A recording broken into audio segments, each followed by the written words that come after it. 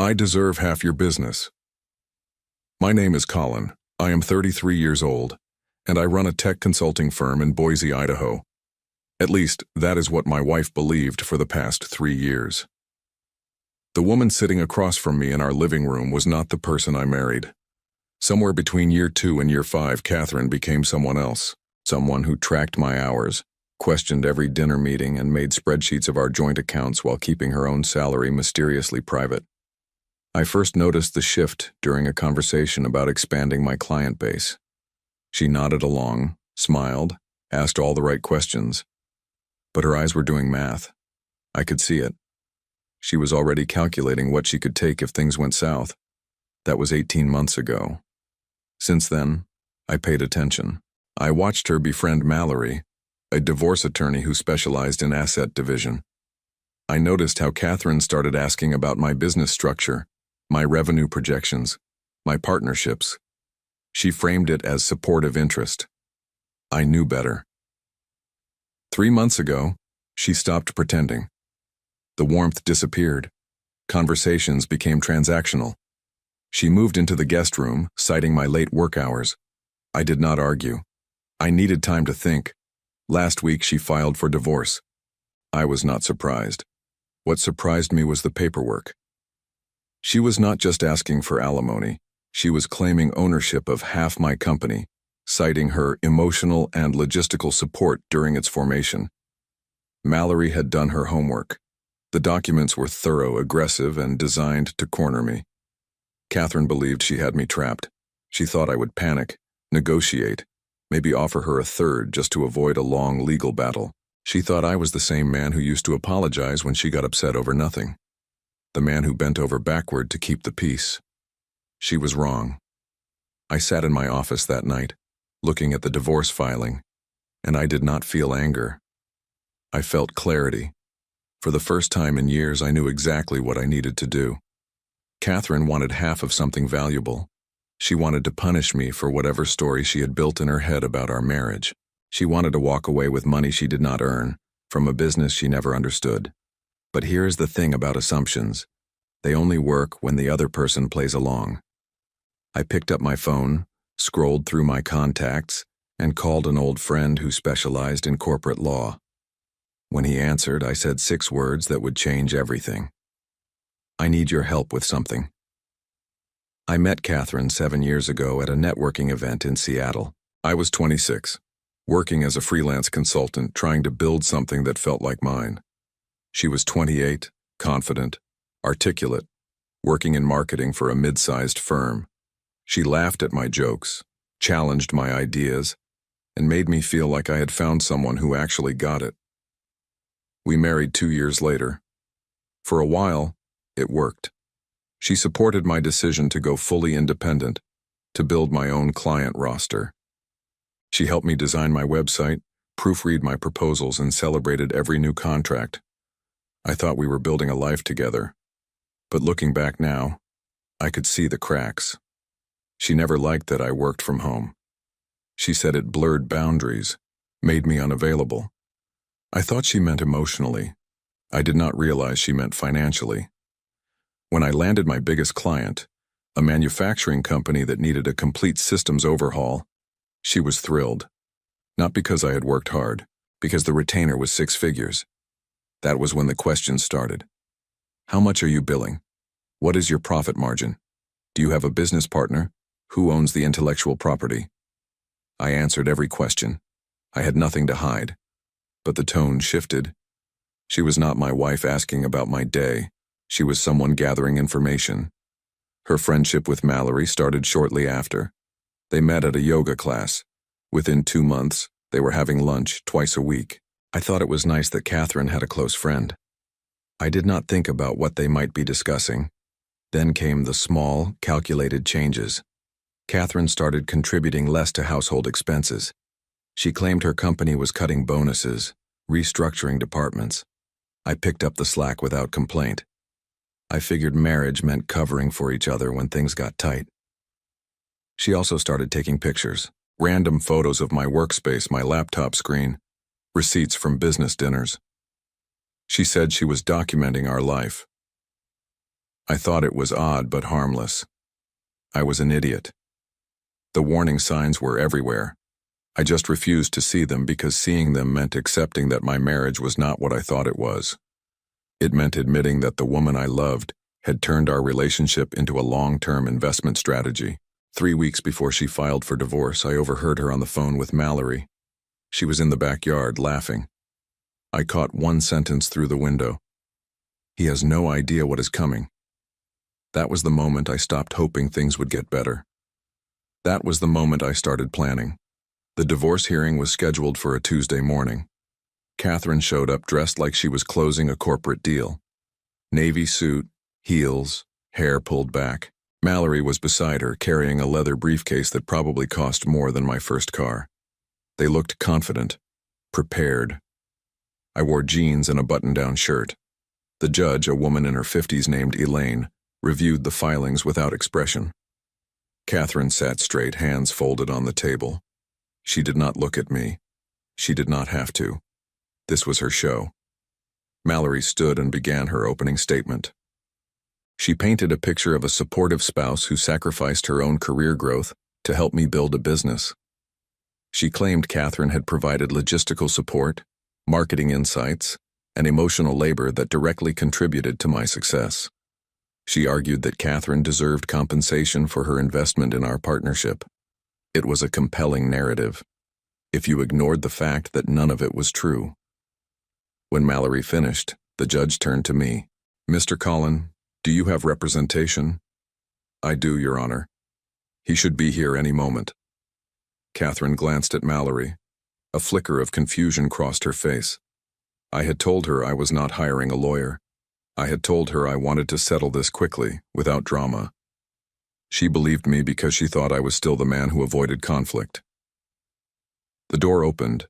My attorney, Peter, walked in. He was 52, unassuming, and had a reputation for being meticulous. He nodded at the judge, set his briefcase down, and handed her a folder. "Your Honor, I would like to submit evidence that directly contradicts the claims made by the plaintiff." Catherine stiffened. Mallory frowned. The judge opened the folder and began reading. Her expression did not change, but I saw her eyebrows lift slightly. She looked at Catherine, then at me, then back at the documents. "Mr. Collin," she said slowly, "can you explain what I am looking at?" I stood. "Your Honor, my wife is claiming ownership of half my business. The problem is the business she is referring to does not exist." The room went silent. Catherine turned pale. Mallory grabbed the folder from the judge and scanned the pages. Her face shifted from confusion to shock to something close to anger. "This is not possible," Mallory said. "We have documentation, contracts, financial records." "You have documents," I said, "but they are not real." Catherine stood, her voice shaking. "What are you talking about? I have seen your invoices, your tax returns, your bank statements." "You have seen what I wanted you to see," I said, "and it was all fake." The judge leaned forward. "Mr. Collin, I think you need to explain this very carefully." "I will, Your Honor," I said. "It is actually pretty simple. 3 years ago, I realized my marriage was not going to last. Catherine had started asking too many questions about money. She was too interested in my business structure, too focused on numbers that should not have mattered to her. I tried to tell myself I was being paranoid, but instinct is a funny thing. It does not lie. So I started testing her. I told her I was expanding, bringing on new clients, increasing my rates, thinking about hiring staff. I made it sound bigger than it was. I watched her eyes light up. She started talking about investment opportunities, real estate, vacation homes. She was not planning a future with me. She was planning an exit strategy. That was when I built the decoy. I created a fake business, not on paper, but in perception. I designed a website for a consulting firm called North Peak Solutions. I made it look legitimate. Professional layout, case studies, client testimonials, all of it fabricated. I registered the domain, set up a business email, and even got a phone number that forwarded to a prepaid cell. Then I started leaving traces. I printed fake invoices and left them on my desk. I had fake contracts drawn up and stored them in a filing cabinet Catherine could access. I opened a separate bank account under the business name and made small deposits every month, just enough to look real. I told Catherine that North Peak Solutions was my new venture, that I was transitioning away from freelance work and building something scalable. She ate it up. She asked about revenue. I inflated the numbers. She asked about ownership. I told her I was the sole proprietor. Every lie was calculated. Every piece of fake documentation was designed to look authentic. I spent months building a business that existed only in Catherine's imagination, and she never questioned it. She started taking photos of my workspace, thinking she was gathering evidence. She screenshotted emails I intentionally left open on my laptop. She even asked Mallory to run background checks on the business. I knew this because I monitored the website traffic. Mallory's office IP address showed up multiple times. They thought they were being smart. They thought they were building a case. They were building it on quicksand. When Catherine filed for divorce, her claim centered on North Peak Solutions. She demanded half its value. Mallory argued that Catherine had supported the business during its formation, that her contributions entitled her to equity. They presented the fake invoices, the fake contracts, the fake bank statements. They presented everything I had planted. Peter, my real attorney, knew the truth from the beginning. I had hired him a year ago, long before Catherine filed. I told him what I was doing. He told me it was risky. I told him it was necessary. When the hearing started, Peter had already filed paperwork with the court. He had contacted the Idaho Secretary of State. He had verified that North Peak Solutions was not a registered business entity. He had subpoenaed the bank records for the account I opened. The deposits were all transfers from my personal account. There were no clients, no revenue, no assets. North Peak Solutions was a ghost. Catherine and Mallory had spent months building a case around a company that did not exist. They had photographs, emails, and financial documents. All of it real enough to fool them. None of it real enough to hold up in court. When the judge finished reading the evidence, she set the folder down and looked at Catherine. "Mrs. Catherine, did you perform any independent verification of this business?" Catherine opened her mouth. Nothing came out. Mallory recovered first. "Your Honor, this is clearly an attempt to hide assets. Mr. Collin has admitted to creating false documentation. That alone should warrant further investigation." Peter stood. "Your Honor, my client did not create false documentation for the purpose of hiding assets. He created it to protect himself from a spouse who was actively planning to defraud him during a divorce. Every document, every invoice, every contract was planted intentionally. Nothing was submitted to the IRS. Nothing was reported as income. There are no actual business operations to claim." The judge looked at me. "Mr. Collin, you are saying you fabricated an entire business to mislead your wife?" "Yes, Your Honor." "Why?" "Because I knew she was going to divorce me, and I knew she was going to claim she deserved half of something she never contributed to. I did not want to fight over my real work, so I gave her something fake to chase." Catherine finally found her voice. "You lied to me. For years." "I did," I said. "The same way you lied to me about why you wanted access to my financial records. The same way you lied when you said you were supporting my career. You were not supporting me, Catherine. You were positioning yourself." "That is not true." "Then explain why you started taking pictures of my laptop. Explain why you became friends with the divorce attorney 2 years before you filed. Explain why you opened a separate bank account and stopped contributing to household expenses while demanding I cover everything." She did not answer. Mallory tried to regroup. "Your Honor, regardless of intent, Mrs. Catherine believed this business was real. She made decisions based on that belief. She has a right to compensation." Peter shook his head. "She has a right to marital assets, which we are not disputing. But she does not have a right to a fictional business. The only real business my client operates is his freelance consulting work, which he runs under his own name. That business predates the marriage and remains separate property under Idaho law." The judge flipped through the documents again. "Mr. Collin, do you have records for your actual consulting work?" "I do, Your Honor.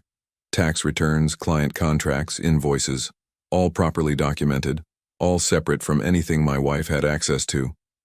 Catherine turned to Mallory, panic creeping into her expression. What does this mean? Mallory looked like she wanted to crawl under the table. It means, the judge said, that you have no claim to a business that does not exist. And based on the evidence presented, it appears you were attempting to claim assets you had no legal right to. I was not trying to steal anything, Catherine said. I just wanted what I deserved. You deserve what the law says you deserve, the judge replied. Which in this case is an equitable division of actual marital assets, not imaginary ones. Catherine stood abruptly. This is insane. He tricked me. He protected himself, the judge said. There is a difference. The room fell quiet. Catherine sat back down, her face flushed. Mallory whispered something to her, but Catherine just stared at the table. Peter handed the judge another document. Your Honor, we have prepared a division of actual marital assets. My client is willing to proceed with a fair settlement, provided the plaintiff withdraws her claim to North Peak Solutions. The judge looked at Catherine. Mrs. Catherine, do you wish to withdraw your claim? Catherine did not look up. She just nodded. Then we will proceed with the division of verified assets, the judge said. Court is adjourned. The courtroom emptied slowly. Catherine sat frozen in her chair, staring at the table like she could will the last hour out of existence. Mallory packed her briefcase with sharp, angry movements. She kept glancing at Catherine, then at me, her jaw tight. Peter gathered his files and turned to me. You want to wait outside? No, I said. I am good. Catherine finally looked up. Her eyes were red, but she was not crying. She was furious. You planned this, she said. You planned all of it. I did. How long? 3 years. She laughed. It was a bitter, broken sound. 3 years. You sat across from me at dinner, you slept in the same house, and you were lying the entire time. I was protecting myself, I said. You were building a case. I was building a defense. I loved you. No, I said. You loved what you thought I could give you. Mallory stepped between us. Catherine, we need to go. Catherine stood, her hands shaking. She looked at me one more time. You are not the man I thought you were. Good, I said. Because you are not the woman I thought you were either. They left. The door closed behind them and the room was silent. Peter sat down beside me. You realize she could try to appeal this. She will not. How do you know? Because she would have to admit she got fooled, I said. And Catherine does not admit to being wrong. Peter smiled. You are probably right. We left the courthouse 20 minutes later. The sky was overcast, the air cold. I stood on the steps for a moment, just breathing. It was the first time in years that I felt like I could think clearly. The weight I had been carrying was gone. Peter shook my hand. You took a hell of a gamble. I know. If she had hired a forensic accountant, this would have gone very differently. She did not because she thought she had already won, I said. That was the whole point. Peter nodded. Well, congratulations. You just pulled off one of the most creative self-defense strategies I have ever seen. Thanks. What are you going to do now? I looked at the courthouse, then at the street beyond it. I am going to go back to work, I said. The real work. Peter laughed. Good luck, Colin. You too. I drove home alone. The house was quiet when I walked in. Catherine had already moved most of her things out. The walls were bare. The furniture was minimal. It felt empty, but it also felt clean. I sat down at my desk and opened my laptop. 3 new client emails, 2 project updates, 1 referral from a former client who wanted to expand the contract. My real business, the one I had built before Catherine, the one I had protected, was still intact. I spent the rest of the afternoon responding to emails, updating project timelines, and planning my next steps. The work was steady. It was mine, and no one could take it from me. Catherine had spent years positioning herself to claim something valuable. She had strategized, manipulated, and built her entire exit plan around a lie I fed her. And in the end, She walked away with exactly what she deserved. Nothing. The settlement took 2 weeks to finalize. Catherine got half of what we had built together during the marriage. The house equity, the joint savings account, some furniture. I did not fight her on any of it. Those things did not matter to me. What mattered was my work, my independence, my ability to keep building something that was actually mine. She did not get North Peak Solutions. She did not get my consulting contracts. She did not get to rewrite history and claim she had built something she never touched. The final hearing was brief. Catherine signed the papers without saying a word. When it was over, she walked out of the courthouse without looking back. Mallory followed, her expression tight and unreadable. I stood there for a moment, holding the signed documents. It felt surreal. 3 years of planning, months of tension, and it was over in less than an hour. Peter clapped me on the shoulder. "How do you feel?" "Lighter," I said. "Good. You earned it." The fallout came quickly after that. Word spread through legal circles about what had happened. Not publicly, but enough people knew. Mallory's reputation took a hit. She had built a case around documents she never verified, chasing a company that did not exist. Other attorneys started questioning her thoroughness. Within a month, she lost 2 major clients who no longer trusted her judgment. Her firm quietly moved her to research and contract review. She was still employed, but her career as a divorce litigator was effectively over. Catherine moved to Portland. I heard she found work at a small marketing agency. I did not follow her after that. There was no point. I had what I wanted. My business, my freedom, my peace. I kept working. My consulting business grew steadily over the next year. I took on projects that challenged me, clients who respected my work. I did not chase expansion for the sake of growth. I built something sustainable, something I controlled completely. I deleted the North Peak Solutions website, closed the fake bank account, shredded every fake invoice and contract I had created. 3 years of carefully constructed deception, erased in under an hour. It felt good to watch it disappear. The house still felt empty sometimes. I bought new furniture, repainted a few rooms, made it feel like mine again. It took time, but eventually it stopped feeling like the place Catherine and I had shared. It became just my place. I dated briefly. A woman named Claire who worked at a bookstore.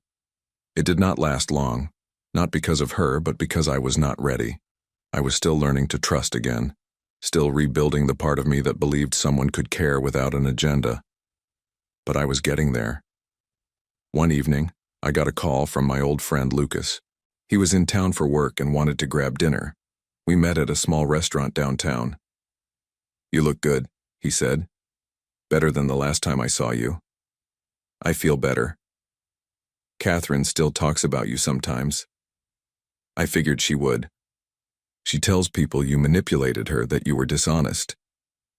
I took a sip of my drink. "What do you think?" Lucas smiled. "I think you saw what was coming and made sure you did not lose everything. Most people would not have been smart enough to do that." "Thanks. You did what you had to do. No shame in that." We finished dinner and said goodbye. It felt good to talk to someone who understood. Catherine struggled after the divorce. I heard from mutual acquaintances that she had been let go from her job in Portland. The official reason was restructuring, but the real reason was her attitude. She had become difficult, defensive, someone people did not want to work with. She blamed everyone but herself for how things had turned out. She moved again, this time to Austin. I did not keep track of her after that. There was no reason to. Mallory had it worse. The malpractice lawsuit I heard about earlier dragged on for over a year. She eventually settled out of court, but the damage to her reputation was permanent. She left Idaho entirely, taking a low-level position at a firm in Nevada. Her days of handling high-profile divorces were over. I did not feel guilty about any of it. They had tried to take what was not theirs. They had planned, schemed, and built a strategy designed to destroy me financially. When it failed, they faced the consequences. That is how the world works. I stayed in Boise. I kept my head down and focused on my work. The consulting business continued to grow. I brought on a few contractors for larger projects, but I kept everything manageable. I did not want to build something so big I could not control it. I started hiking more. The mountains around Boise became my refuge. On weekends, I would drive out to the trails and spend hours walking, thinking, letting my mind clear. It helped more than anything else. One afternoon, I was sitting on my porch when my phone rang. Unknown number. I almost ignored it, but something made me answer. Hello? Colin? It was Catherine. I did not say anything. I know you probably do not want to talk to me, but I needed to tell you something. Then say it. I was wrong. About everything. I thought I was protecting myself, but I was just greedy. I was so focused on what I thought I deserved that I never asked if I had earned it. Okay. I know that does not fix anything, but I needed you to know I understand what I did. I did not respond. I did not know what to say. I hope you find someone who actually loves you, she said, because I did not, and you deserved better. Then she hung up. I sat there for a while staring at the phone. The sun was setting. The air was getting cold. I went inside, made dinner, and got back to work. Catherine had called looking for closure. I did not give it to her. I did not owe her that. I owed myself peace. And I was finally starting to find it. Some battles are not won by fighting harder. They are won by knowing when to let someone chase a shadow.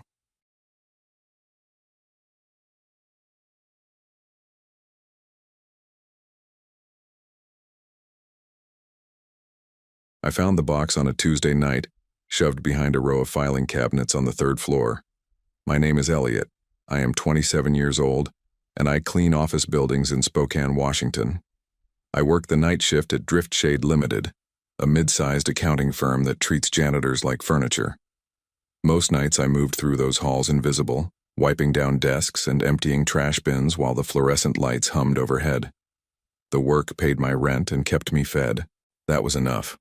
The box was cardboard about the size of a shoebox with "Return to Owner" written across the top in faded black marker. I almost ignored it. People left things behind all the time, but something made me open it. Inside were photographs, dozens of them, all of my family. There was my mom, younger than I remembered her, standing in front of a house I had never seen. My dad, holding a fishing rod, grinning at the camera. My sister Jenna, maybe 5 years old, sitting on a swing set I did not recognize. And me, younger me, in every single photo. I stared at them for a long time. The problem was simple. I did not remember any of these moments. Not one. I flipped through the stack twice, searching for something familiar. The backgrounds were wrong, the clothes were wrong, the places, all of them, felt like dreams I never had. My hands started shaking. I checked the back of one photo. There was a date. 15 years ago. I would have been 12. I had memories from when I was 12. I remembered the apartment we lived in, the school I went to, the neighbor's dog that barked every morning. But none of this. None of these places. At the bottom of the box was a folded piece of paper. I opened it. An address written in the same handwriting as the box label. 1247 Ashwood Lane. No city, no state. Just that. I sat on the floor of that empty office for 20 minutes, staring at the photos. My mom had died 3 years ago. My dad 5 years before that. Jenna barely spoke to me anymore. I had no one left to ask about this. But someone knew. Someone had put this box here. Someone wanted me to find it. I slipped the address into my pocket, packed the photos back into the box, and finished my shift in silence. When I walked out of that building at 6 a.m., the sun was just starting to rise. I did not go home. I pulled out my phone and searched for Ashwood Lane. It was 2 hours away in a town called Clearbrook. I had never heard of it. I grew up in Spokane. My whole life, as far as I knew, had been in Spokane. My parents worked hard. Dad was a mechanic. Mom cleaned houses. We were not rich, but we had what we needed. Jenna was 3 years younger than me, and we fought the way siblings do. Normal stuff. Normal life. except I had always felt like something was missing, not in a dramatic way, just small gaps, memories that did not quite line up. A birthday party I could not picture clearly. A vacation my mom mentioned once that I had no recollection of. When I asked about it, she got quiet, said I must have forgotten. Kids forget things, but kids do not forget entire years. After Dad died, I started helping Mom more. She got sick a year later. Cancer. It moved fast. By the time the doctors caught it, there was not much they could do. She spent her last few months in a hospice near our old apartment. I visited every day. Jenna came less often. She had her own life by then. I did not blame her. One night, a week before Mom passed, I asked her about my childhood. I had been having dreams, flashes of places I did not recognize. She looked at me for a long time, then turned her head toward the window. "You were a good kid, Elliot," she said. "You still are." That was all she said. I did not push. She died 3 days later. After the funeral, Jenna and I barely spoke. She moved to Seattle for work. I stayed in Spokane, picking up whatever jobs I could find. The cleaning gig at Driftshade was steady. I kept my head down, paid my bills, tried not to think too much, but the box changed that.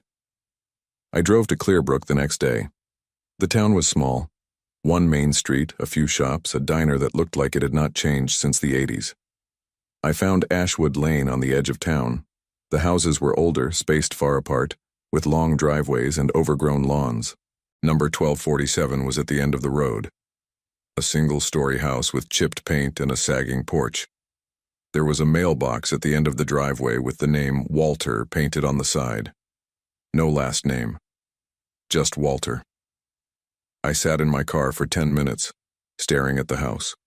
The photos were on the passenger seat. I picked one up. My mom, young and smiling, standing in front of this exact house. I got out of the car and walked to the door. My hand was shaking when I knocked. The door opened slowly. An old man stood there, maybe 70, with gray hair and a face full of deep lines. He looked at me without surprise, like he had been waiting. "So you found it again?" he said. I did not know what to say. I held up the box. "This was in my building. My family is in these photos, but I do not remember any of this." He stepped aside. "Come in." The inside of the house smelled like old wood and coffee. The furniture was worn but clean. There were bookshelves along the walls filled with photo albums and framed pictures. I recognized some of the faces. My parents, my sister, me. "Sit down," he said, gesturing to a couch. I sat. He lowered himself into a chair across from me, moving like his bones ached. "My name is Walter," he said. "I knew your parents, a long time ago." "How?" "They lived here, in this town, in this house actually, for about 2 years." He paused. "You were 10 when you moved in, 12 when you left." I stared at him. "I do not remember living here." "No," he said quietly. "You would not." My throat felt tight. "Why not?" Walter leaned back in his chair. "Your parents came here to hide. Your father had gotten into trouble. Bad people were looking for him, so they packed up, changed their names, and moved to Clearbrook. I helped them. I owned this house. Let them stay." I could not breathe. "Change their names?" "Your real last name is not the one you grew up with," Walter said. "Your father was involved in something illegal. I do not know all the details. But it was serious enough that they had to disappear. And me? Jenna? You were just kids. Your parents thought it was safer if you did not remember. So when you left, they took you to a doctor, a specialist. He helped you forget. Both of you." The room spun.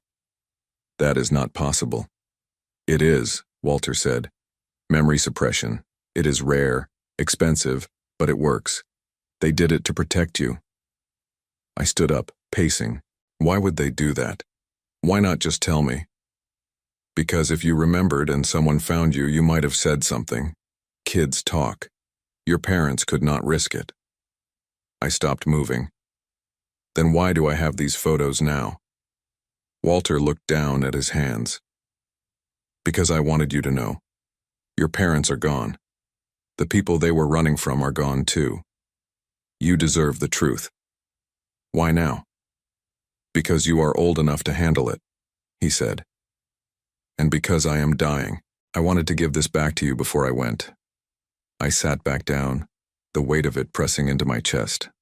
My entire childhood, erased, rewritten, and no one told me. I did not leave Walter's house for hours. He told me everything. How my father, whose real name was Thomas, had worked for a man named Gregory who ran an illegal gambling operation out of Portland. My dad kept the books, laundered money. When the operation got raided, Thomas took evidence and ran. Gregory sent people after him. That was when we moved to Clearbrook.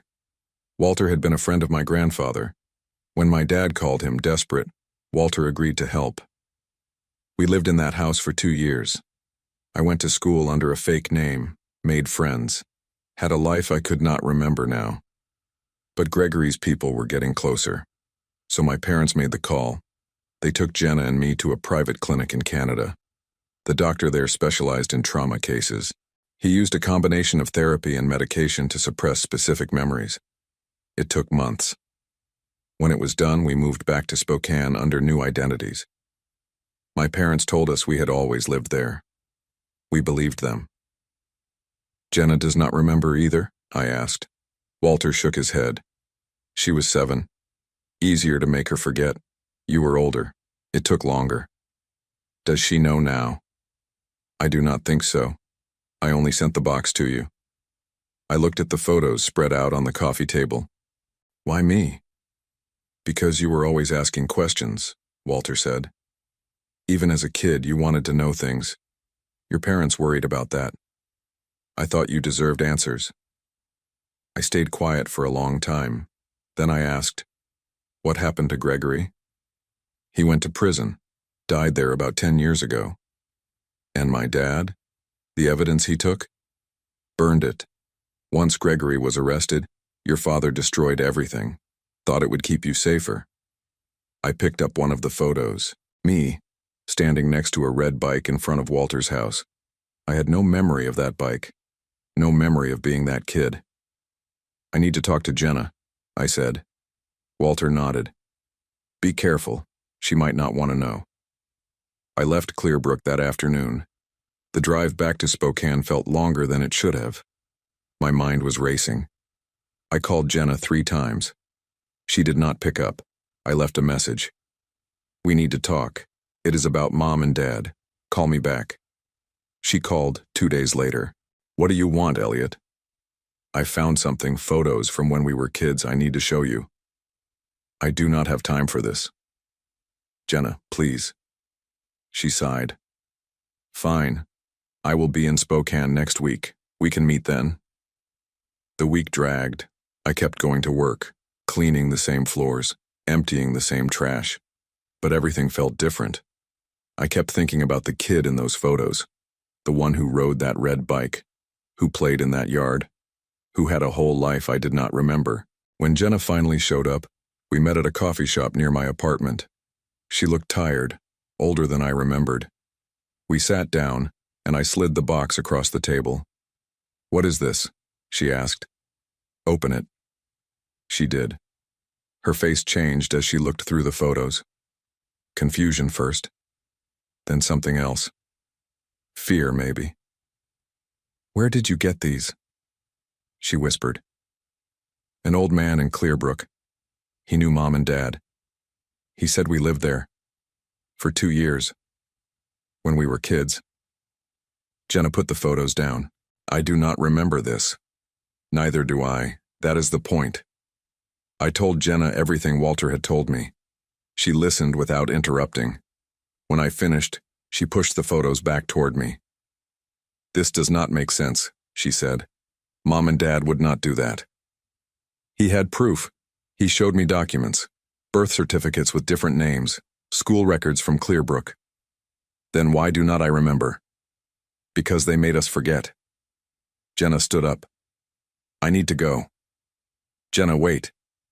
No. Her voice was sharp. I am not doing this. I do not care what some old man told you. Our parents loved us. They would not have messed with our heads like that. They were protecting us. From what? Some guy who died in prison 10 years ago? She grabbed her bag. You are obsessed with the past, Elliot. Let it go. She walked out before I could say anything else. I sat there for a long time, staring at the photos. I understood why she did not want to believe it. It was easier to think our childhood was normal, that our parents had been honest. But the evidence was right there, and deep down, I knew it was true. I went back to Clearbrook the following weekend. Walter was weaker than before. He moved slower, talked quieter. I asked him if there was anyone else who remembered us. He gave me a name. Patricia. She had been our neighbor. I found her house 2 streets over. She was in her 60s with kind eyes and a warm smile. When I introduced myself, she gasped. Elliot, Thomas and Linda's boy? Yes. She invited me in. We sat in her kitchen, and she told me stories. How I used to help her with her garden, how Jenna would come over and play with her cats, how my parents always seemed worried but tried to hide it. Your father was a good man, she said. Whatever he did before, he was trying to make it right. Do you know what happened? Why we left? She hesitated. There were men asking around, looking for a family that matched your description. Your parents packed up overnight. I never saw you again. Did they say goodbye? Your mother did. She hugged me and said she was sorry. That is all. I thanked Patricia and left. On the drive home, I called Jenna again. This time she picked up. I talked to someone else, I said. A neighbor. She remembered us. Everything Walter said is true. Jenna was quiet for a long time. What do you want me to do, Elliot? Fall apart? Be angry at Mom and Dad?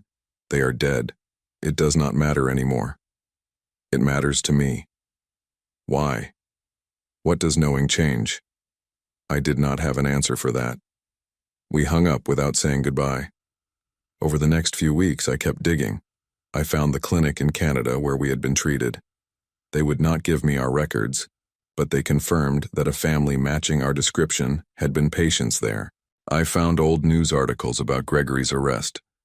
My father's name was mentioned once, listed as a witness who disappeared before the trial. Everything Walter said was true.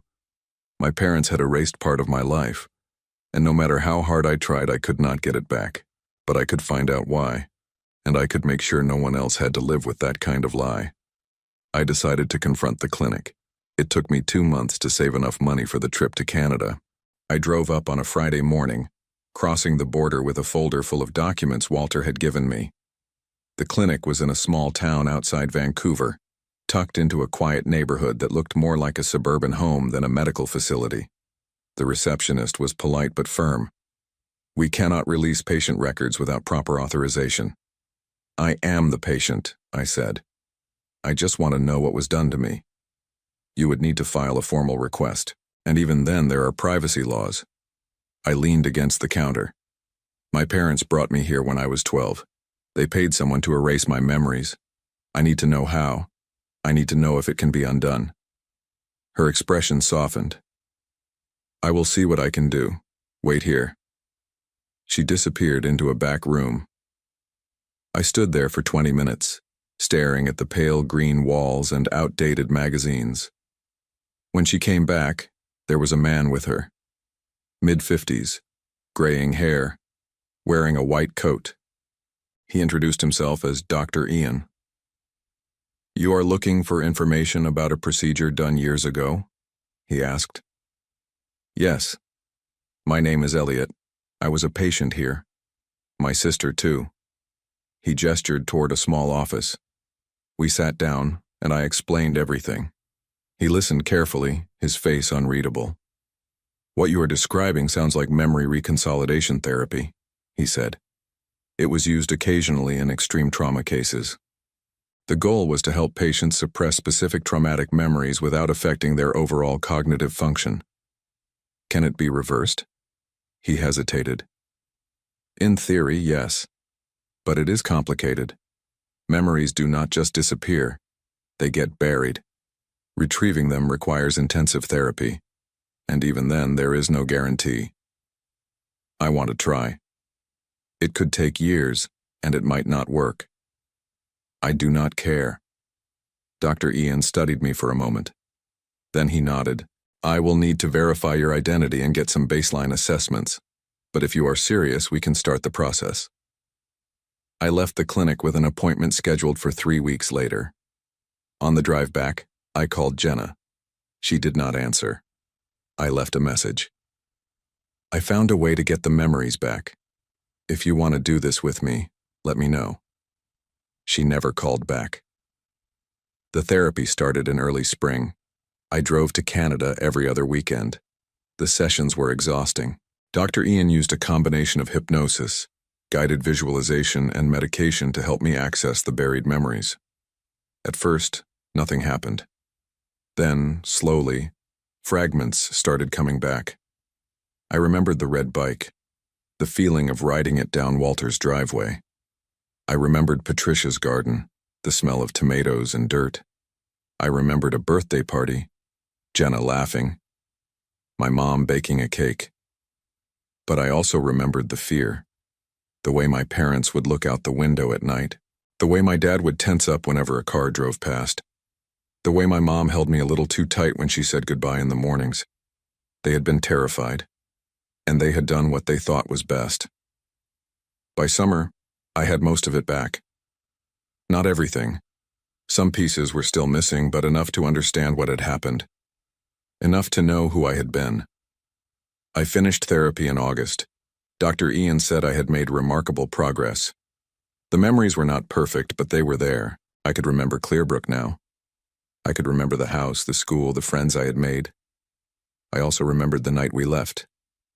My dad waking me up in the middle of the night, telling me to pack a bag. The fear in his voice. The way my mom cried in the car as we drove away. I went back to Clearbrook one last time. Walter had passed away 2 months earlier. Patricia was still there. I visited her and told her everything. She cried when I described the memories coming back. Your parents loved you so much, she said. They just wanted you safe. I know. Before I left, I stopped by Walter's grave. It was in a small cemetery on the edge of town. I stood there for a while, looking at the headstone. He had given me the truth, and that was worth more than he probably knew. I called Jenna from the cemetery. She picked up this time. I got the memories back, I said. She was quiet. Then, how do you feel? I do not know yet, but I wanted to tell you. If you ever want to do the same, I can help. I will think about it. We talked for a while, really talked, for the first time in years. She told me about her life in Seattle. I told her about the therapy. When we hung up, she said she would visit soon. I believed her. I kept the photos. I put them in a frame and hung them on the wall of my apartment. Every time I looked at them, I saw 2 versions of myself. The kid who lived in Clearbrook, and the man who had forgotten him. I also kept working at Driftshade. The job was not glamorous, but it was mine. I did not need anything more than that. Jenna visited in September. We went to dinner. She asked about the therapy, and I told her everything. By the end of the night, she said she wanted to try it too.